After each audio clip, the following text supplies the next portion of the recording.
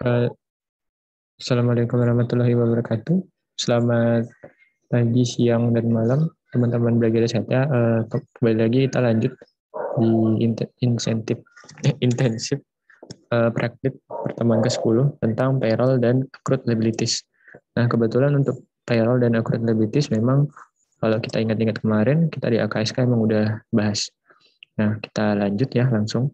Nah, untuk yang bagian payroll ini, kita harus kenal dulu bagian-bagian terkait accrued debt. Nah, accrued debt itu kan kalau kemarin seperti yang kita ingat itu adalah utang-utang yang bersifatnya accrued atau diakui dulu tapi belum dibayar, ya kan? Accrued. Nah, masih terutang dan belum dibayar. Nah, untuk utang-utang ini misalnya ada dua ya menurut di modul ini ada dua yaitu estimasi kewajiban pasti dan yang tidak pasti. Nah, terkait dengan yang pasti itu adalah accrued salary, ya kan contohnya. Nah, accrued salary kalau misalkan utang di akhir tahun biasanya kan itu pasti kita bakal tetap di pot diakui kan, karena kan dibayarnya misalkan di bulan Januari, nah di akhir Desember kan pasti diakui dulu. Nah, terus yang kedua berhubungan dengan itu pasti juga terkait dengan accrued salary tax, nah atau bisa dibilang utang PPH, utang pajak penghasilan. Nah, ini biasanya memang sering utang PPH pasal 21 misalnya di perusahaan. Nah, itu paling paling inilah paling biasanya juga sering satu perusahaan dan lain-lain. Nah, sebagai contoh kalau yang lain-lain itu misalkan ini ya, kalau misalkan yang payroll ini mungkin lebih kepada accrued accrued bonus ya, bonus salary bonus biasanya apalagi ya, accrued fee. Nah, kalau misalkan ada penjualan fee from sales biasanya kan. Nah, ini juga biasanya sih kalau terkait dengan uh, payroll atau gaji, memang biasanya seperti itu. Nah, lanjut kalau misalkan yang kedua itu adalah yang tidak pasti. Yang kebetulan tidak pasti ini memang ada tiga ya, itu adalah PPh badan, warranty expense, dan pensiun. Nah, kenapa ini estimasi kewajiban tidak pasti? Kalau PPh badan, kalau kita ketahui ya 25% dari laba, dan laba itu kan tidak tentu tiap tahun. Jadi memang kita kembali ke masalah perpajakan kemarin itu perlu perhitungan yang ada estimasinya, tapi tidak pasti karena tiap tahun itu bisa beda, apalagi di kondisi pandemi seperti ini. Warranty expense. Nah, warranty expense itu beban garansi ya, klaim garansi itu pasti juga tergantung dari pelanggan itu mau mengklaim garansinya dan terkait dengan produk kita juga bagus atau tidak. Nah, makanya estimasinya tidak pasti. Dan juga pensiun. Nah, ini pensiun juga sama ya. Karena biasanya kayak BPJS, JHT, jaminan hari tua, dan kayak jaminan kerja juga kan tergantung dari ini ya. Perusahaan-perusahaan itu biasanya ada yang pensiun dini, ada yang pensiun memang udah lama, ada juga yang mungkin meninggal. Nah, itu juga termasuk ya terkait pensiun. Dan JHT ini lebih kepada kayak JHT. Gitu. Itu memang perusahaan itu pasti juga perlu estimasi yang tidak pasti karena tidak tahu setiap tahunnya kan. Nah, itu mungkin dari tipe-tipe accrued TPA. Nah, kita lanjut. Yang kedua adalah karakteristik dari siklus payroll. Nah, siklus payroll dalam audit ini sebenarnya hanya ada satu kelas transaksi untuk penggajian. Nah, ini hanya ada satu kelas transaksi itu adalah pasti hubungannya itu hanya terkait dengan expense beban dan tidak ada kelas transaksi lainnya gitu. Jadi kayak lebih lebih simpel dibandingkan penjualan atau pembelian. Kok pembelian kan bertingkat ya transaksinya, ada beberapa kelas transaksi, ada penjualan, ada apa? Ada tiga ya, pembelian itu kan pengiriman apa itu kan juga termasuk ya. Sedangkan ya mungkin kalian bisa baca-baca nanti terkait apa pelunasan juga itu kan kelas transaksinya ada. Nah, kalau penggajian ya tinggal dibayar gitu dan juga pengakuan. Nah, paling cuma itu. Yang kedua adalah transaksi yang pada umumnya lebih signifikan terkait ketimbang akun neraca terkait. Nah, transaksi yang signifikan itu karena gaji itu kan terkait dengan pegawai. Nah, pegawai itu kita harus sebagai auditor itu harus berani mencari bukti-bukti terkait pembayaran gaji. Karena memang ini gajinya kan selalu dibayar tiap bulan dan sifatnya lebih konstan. Dan biasanya memang kenapa ini signifikan karena jumlahnya pasti banyak, apalagi bagi perusahaan yang dia memiliki pegawai yang sangat banyak. Yang ketiga adalah pengendalian internal terhadap gaji sudah efektif dan hampir semua perusahaan, bahkan perusahaan kecil sekalipun. Nah, ini jadi pertanda teman-teman. Kalau terkait ini berarti risiko inherent risk, ya risiko yang sebelum adanya pengendalian internal itu berarti memang kecil, ya karena kita di sini dibilang bahwa sudah efektif hampir semuanya, mungkin di Indonesia ya, jadi kemungkinan tidak ada gaji-gaji fiktif, jarang sekali terjadi. Jadi memang mungkin ini adalah tanda bahwa terkait inherent risk ataupun control risk ya. Begitu. Lanjut. Terus ada related account. Nah ini sebenarnya adalah bagian dari ini ya. Jadi kan kalau payroll ini kan di accrued ya dari beginning balance. Ini pasti kan di awal tahun. Terus ada seriesnya wages ini expense ya. Ini expense. Nah terus ada ending balance nih. Nah itu kan nanti dikurang dengan payment yang sudah dibayar. Nah gaji utang gaji yang sudah dibayar. Nah pembayaran ini itu nanti pasti akan menggunakan cash in bank jika perusahaan itu cash in bank, dan juga ini akan terkait dengan salary tax.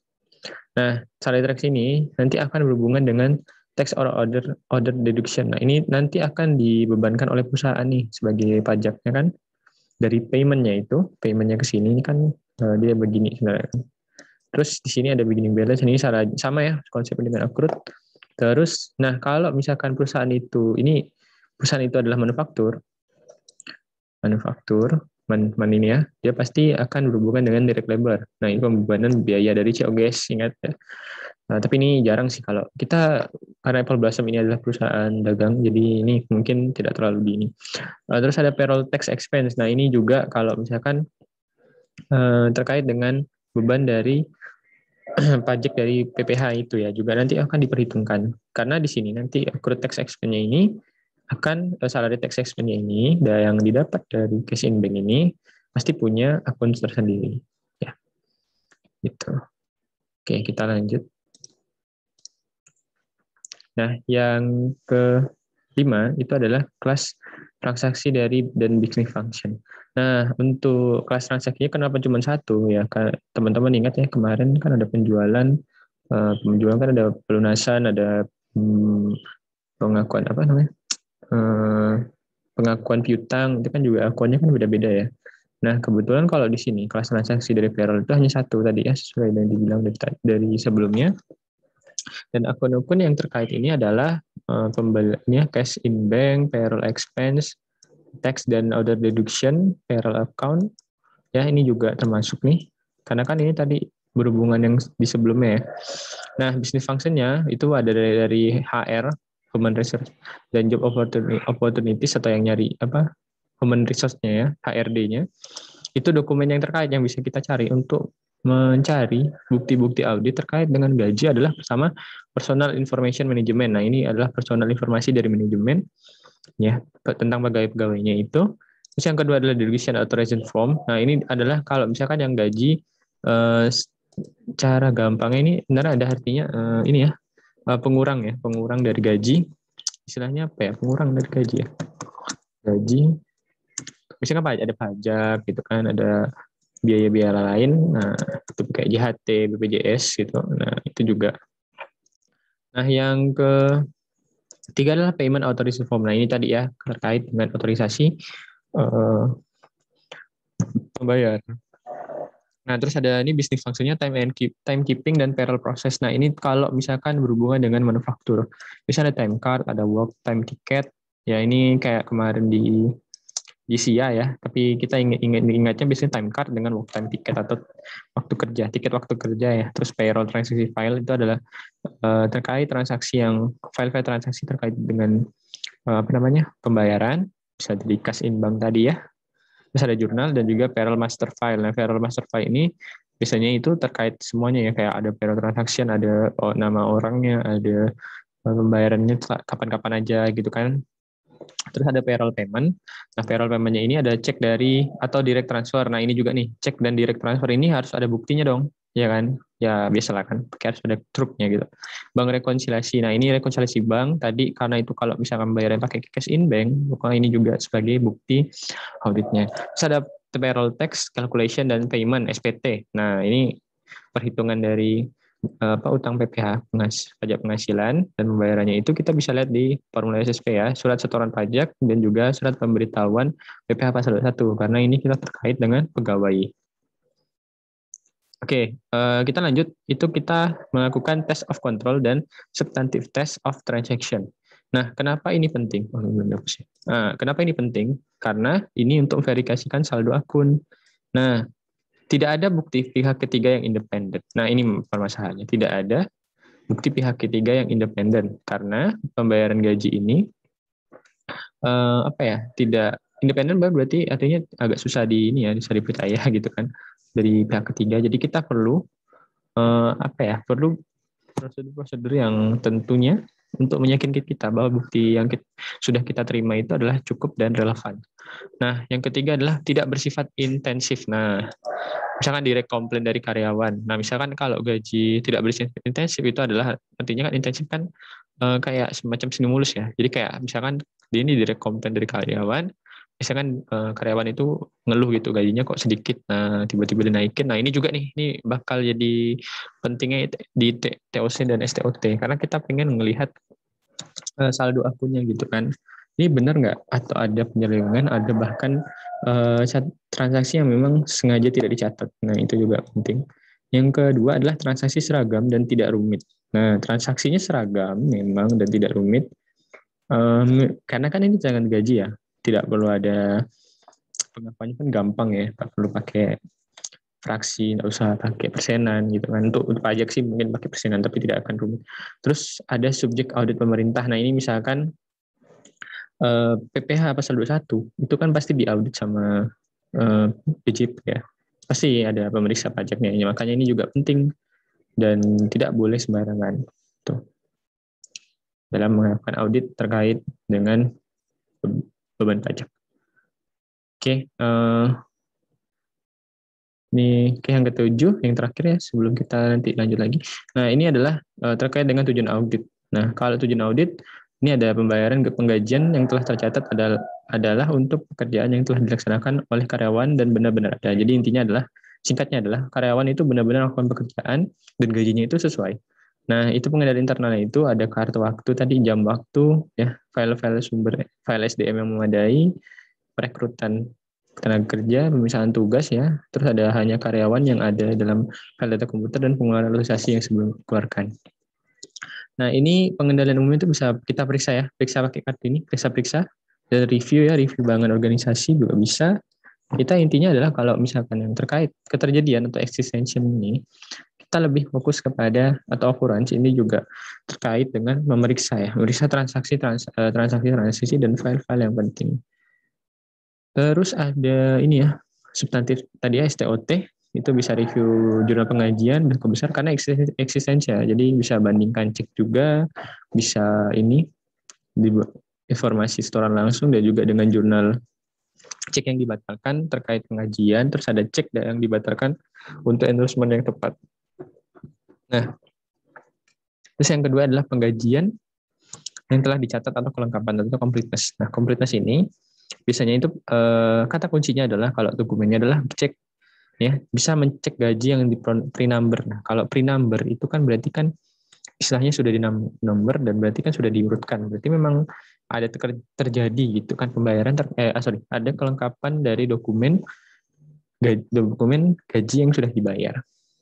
Bisa ada rekening bank yang telah direkonsiliasi oleh secara independen. Nah, ini juga ya. Jadi kita perlu memperhitungkan urutan cek, membahas dengan karyawan dan mengamati rekonsiliasi. Terutama ini, pengendalian STOT-nya adalah merekonsiliasi pengeluaran dan pengajian dengan pengeluaran pada rekening bank dan pengajian untuk membuktikan rekonsiliasi bank. Nah, terus ada keakuratan itu di mana tujuannya itu adalah untuk menjumlahkan nih jumlah waktu benar-benar dikerjakan pada tingkat upah yang sesuai dan pemotongan pajak telah dihitung dengan benar. Nah, ini memang penting kalau keakuratan itu. Pertama adalah pengendalian internal kuncinya adalah perhitungan dan jumlah setelah diverifikasikan secara internal. Jadi benar-benar dihitung oleh orang internalnya dari perusahaannya. Terus ada total batch itu per bagian itu dibandingkan dengan laporan statistika komputer yang ada di internal. Yang ketiga adalah tingkat upah, gaji, dan tingkat komisi diotorisasi secara layak, pemotongan termasuk jumlah asuransi dan tabungan penggajian telah diotorisasi secara layak. Jadi memang kalau misalnya keakuratan itu semua tingkat perhitungannya itu sudah diotorisasi. Terus pengendalian umumnya adalah memeriksa dan identifikasi verifikasi internal, memeriksa file total batch, ada memeriksa catatan penggajian, ada memeriksa otorisasi. Kalian bisa bisa di skip atau di pause sambil dicatat boleh. Ini ambilnya dari buku ini juga ya, buku KSK kemarin Arens ya, Arens jilid 1. Jilid 2. Menghitung ulang jam kerja, ini bisa kalian cek. Terus yang ini ada posting dan itu. Ini posting and summarizing ya, bisa juga. Ini ada isi penggajian. Intinya ini sebenarnya kalau pemeriksaan ini adalah penggajian itu sudah dilakukan dengan benar dengan file induk penggajian dan diisytiharkan dengan benar. Ya, jadi dicatat dengan benar gitu kan. Makanya sini ada total file, ada meriksa laporan ikhtisar, ada menguji keakuratan klerikal dengan memfooting jurnal. Nah, ini bisa kalian baca. Terus langsung klasifikasi. Nah, transaksi pengajian itu harus diklasifikasi dengan benar. Itu tujuan auditnya. Pengendalian internal kuncinya adalah bangun akun yang memadai yang telah digunakan. Terus klasifikasi akun itu sudah siap secara internal sudah benar. Terus ada review kita pengendalian umumnya itu kita review bangun akun, memeriksa indikasi verifikasi internal. Kalau STOT-nya kita bisa membandingkan klasifikasi dengan bangun akun atau prosedur manual, mereview kartu, waktu karyawan departemen dan tiket pekerjaan untuk pengerjaan dan menelusuri distribusi tenaga kerja kalau misalkan itu manufaktur. Terus ada penetapan waktu atau detail time-in, itu ada dicatat dengan tepat dan benar, di mana itu kita melakukan ini internal kuncinya adalah prosedur yang memerlukan pencatatan transaksi sesegera mungkin setelah pengajian dibayarkan. Tanggal dan telah diverifikasi secara internal dan memeriksa prosedur pengendalian umumnya itu bisa dilakukan dengan memeriksa prosedur manual dan mengamati kapan pencatatan dilakukan. Selain itu, kita juga bisa memeriksa indikasi verifikasi internal sama dengan ini.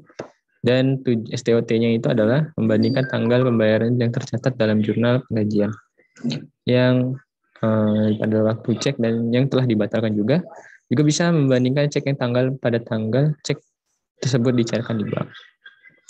Oke, mungkin ini dulu ya, nanti kita lanjut lagi. Terima kasih. Assalamualaikum warahmatullahi wabarakatuh.